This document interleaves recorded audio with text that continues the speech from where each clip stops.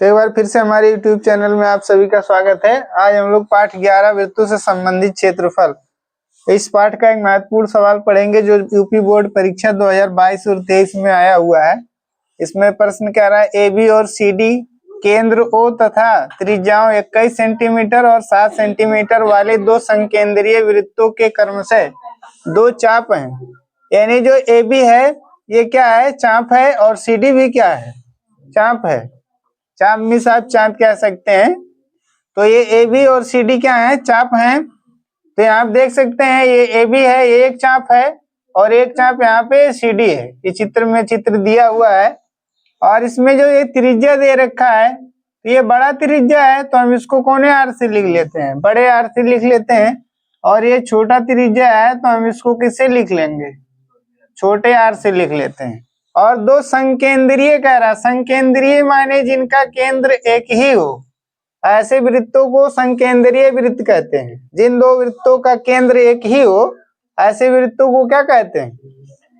ये जो वो है ये वृत्त का क्या है, केंद्र है ना। ये वृत्त में से ही तो काट कर निकाला गया है। वृत्त आप ये समझ सकते हैं कि इस तरह से रहा होगा, ऐसे रहा होगा वृत्त, समझे, ऐसे वृत्त रहा होगा, समझे ना। तो ये वाला पार्ट क्या कर दिया गया है, ये मिटा दिया गया है, खत्म कर दिया गया है। तो त्रिज्या की सहायता से वृत्त का पार्ट काट कर क्या किया गया है, निकाला गया है। तो यहाँ पे क्या रहा है, हाँ, ए बी और सी डी चाप है, और कोण ए ओ बी ये बराबर कितना दिया है, 30 अंश। यहाँ पे देख सकते हैं ए ओ बी, इस कोण का मान जो है 30 डिग्री है। कह रहा है छायांकित भाग का क्षेत्रफल, किसका क्षेत्रफल, छायांकित। छायांकित का मतलब है कि जिस रंग से हमने क्या कर किया हुआ एरिया को, जिस एरिया को हमने काले रंग से रंग रखा है, यही छायांकित भाग है। ये छायांकित भाग में हिस्सा है, टुकड़ा है, इसी का क्षेत्रफल हमें क्या करना है, निकालना है। तो ये पूरा जो चित्र दिख रहा है ये क्या है, इसका नाम है त्रिज्यखंड। तो यहाँ पे हम लोग सबसे पहले हल लिखेंगे, और हल में जो दे रखा है उसको हम लोग लिख लेंगे। तो हम लोग लिखेंगे बड़े, बड़े में हम क्या कह सकते हैं, दीर्घ। दीर्घ त्रिज्यखंड की, यहाँ पे दो वृत्त दिया हुआ है ना, तो ये बड़ा था और ये कैसा है, छोटा है। ये सीडी से चाप से जो वृत्त ऐसे बनेगा वो छोटा होगी नहीं, तो बड़े यानी दीर्घ त्रिज्यखंड की, त्रिज्यखंड की त्रिज्या, दीर्घ त्रिज्यखंड की त्रिज्या, इसको किसे लिखा गया है, कैपिटल आर बराबर कितना दे रखा है, 21 सेंटीमीटर। और फिर लिखेंगे लघु त्रिज्यखंड की त्रिज्या, माने छोटे, लघु माने छोटे, यानी हम यहाँ पे छोटे तो लिखे हैं, तो आप क्या लिख देंगे, लघु। लघु त्रिज्यखंड की त्रिज्या किससे लिखेंगे, स्मॉल आर से लिख देते हैं। 7 सेंटीमीटर दिया हुआ है, यहाँ देख सकते हैं। इसके बाद अब हम लोग क्या करेंगे, ये कोण लिख लेंगे। कोण, कोण भी दे रखा है ना, कोण थीटा बराबर कितना दे रखा है, 30 अंश। अब हम लोग छायांकित भाग का क्षेत्रफल निकाल सकते हैं, निकालेंगे। अब लिखेंगे छायांकित, छायांकित भाग का क्षेत्रफल, छायांकित भाग का क्षेत्रफल बराबर हम लोग क्या लिखेंगे, ये चित्र जो है इसका क्या नाम है, त्रिज्यखंड। और ये बड़ा वाला जो है ए बी की चाप की सहायता से जो त्रिज्यखंड बना हुआ है ये क्या है, दीर्घ त्रिज्यखंड है, क्या है। तो हम यहाँ पे लिखेंगे दीर्घ, दीर्घ त्रिज्यखंड, दीर्घ त्रिज्यखंड जिसका नाम क्या है, ए ओ बी। ए ओ बी का क्षेत्रफल और माइनस, इसी में से हम बड़े वाले में से क्या कर रहे हैं, इस छोटे वाले को अगर हम निकाल दें तो यही हमारे छायांकित भाग सिर्फ क्या होगा, बचेगा। तो माइनस हम लोग क्या लिखेंगे, लघु, लघु त्रिज्यखंड। लघु त्रिज्यखंड का क्या नाम है, इसका नाम है सी ओ डी, COD का क्षेत्रफल। ये बड़े वाले में से हमने इसको क्या कर दिया, मिटा दिया, तो कितना बचेगा, क्या बचा, यही छायांकित भाग तो बचा। समझ में आया। अब हम लोग क्या करेंगे, ये सूत्र लिखेंगे। क्या लिखेंगे सूत्र, दीर्घ त्रिज्यखंड का क्षेत्रफल बराबर, तो त्रिज्यखंड का क्षेत्रफल और थीटा अपान 360 अंश गुणे पाई आर स्क्वायर। तो दीर्घ त्रिज्यखंड के क्षेत्रफल का सूत्र लिख रहे हैं, तो आर कौन सा लिखना पड़ेगा इसमें, कैपिटल आर। माइनस है, माइनस लगाएंगे, और लघु त्रिज्यखंड के क्षेत्रफल का सूत्र फिर लिखेंगे थीटा अपान 360 अंश गुणे पाई आर स्क्वायर। लेकिन आर कौन सा रहेगा, छोटा रहेगा। समझ में आ गया। इसके बाद हम लोग कॉमन यहाँ से देख लेंगे, कॉमन क्या चीज है। ये देख सकते हैं दोनों में इतनी चीजें क्या है जिसको हम घेर रहे हैं, ये एक जैसी है, एक जैसी है कि नहीं है।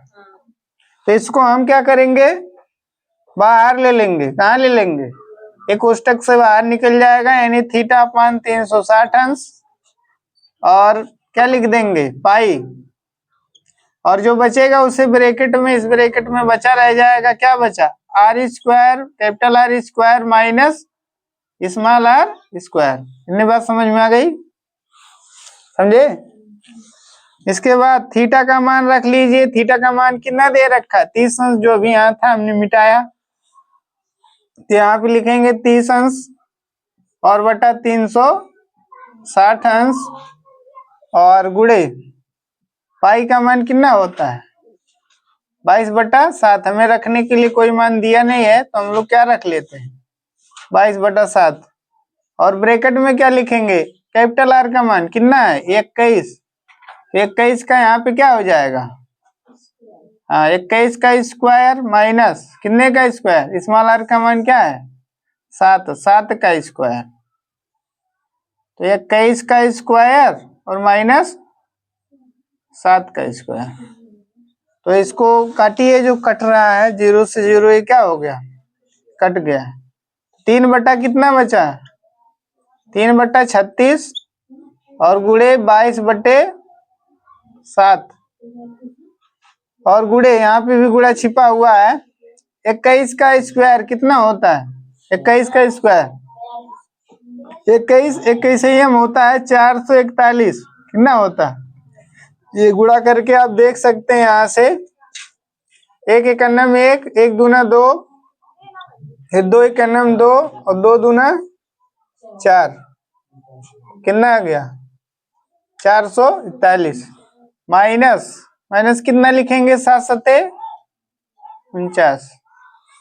इसके बाद अगले लाइन में हम लोग लिखेंगे, यहाँ पे लिख लेते हैं, इसको काट देते हैं, कट जाएगा। 2 से ये दोनों क्या हो, 3 से ही कट जाएगा, 36। 3 एकन्नम 3, और 3 दूनी 3 एकन्नम 3, 3 दूनी 6। तो यहाँ पे 22 एकन्नम कितना हो जाएगा, 22, और बट्टे 12 सते 84 लिख सकते हैं। या हम इसे 12 गुणे क्या लिख देंगे, 7 लिख दें, तब भी क्या है, तभी सही है। और गुणे यहाँ पे क्या बचा हुआ है, 441 माइनस 49। तो इकाई में से इकाई को घटाइए, 1 में से 9 निकलेगा, नहीं निकलेगा, तो क्या करेंगे, इससे एक उधार लेंगे। यहाँ 11 हो, 11 में से 9 निकल गया 2। इसके बाद यहाँ पे कितना बचा, 3 बचा, यानी 13 में से 4 निकल गया, 9 बचेगा। अब यहाँ पे कितना बचा, 3 बचा, यहाँ सुधार लिए तो 13 हुआ था, तो 392 कितना बचा, 392। अब हम लोग क्या करेंगे, काट देंगे। 7 से इसको काटिए, देखिए कटेगा, 7 बचे 35, 4 बचेगा, फिर 42 हो जाएगा। तो 7 से हम इसे क्या कर देते हैं, काट देते हैं, कट जाएगा ना, चेक कर चुके हैं। 7 बचे 35, 4 बचा 42 हो गया, 7 छक 42। तो 22/12, और गुणे कितना लिखेंगे, 56। ठीक, इसके बाद इसको काटते हैं, 2 से काट देते हैं, 2 एकन्नम 2, 2 एकन्नम 2, 2 के रही 22, और 2 छक 12। तो कितना हो जाएगा, 11, 11 बट्टे कितना 6, और गुणे 56। फिर से काटिए, 2 से ये 56 कट जाएगा और ये भी कट जाएगा, 2 2 तिया 6 और 2 दूनी 4। इसके बाद यहाँ पे 16 हो जाएगा, एक बचा है, 2 अट्ठे 16। तो ऊपर 11 गुणे 28 और बटा कितना 3। अब 3 से ऊपर की कोई भी संख्या नहीं कटेगी, कटेगी नहीं कटेगी, तो क्या करिए गुणा करके लिख लीजिए। 11 अठे 88 को 8 और हासिल 8, तो 11 दूनी 22, 22 8 30, 308 होगा। 11 गुणा 28 में करेंगे और बटे में कितना लिखेंगे 3। फिर अगले लाइन में हम लोग आंसर लिख देंगे। तो कितनी बार भाग जा रहा है, भाग कितनी बार जा रहा है बताइए। 3 दाइम या 3 एकन्नम 3, 3 एकन्नम 3 और यहाँ पे 3 जीरोम 0 और 3 दूनी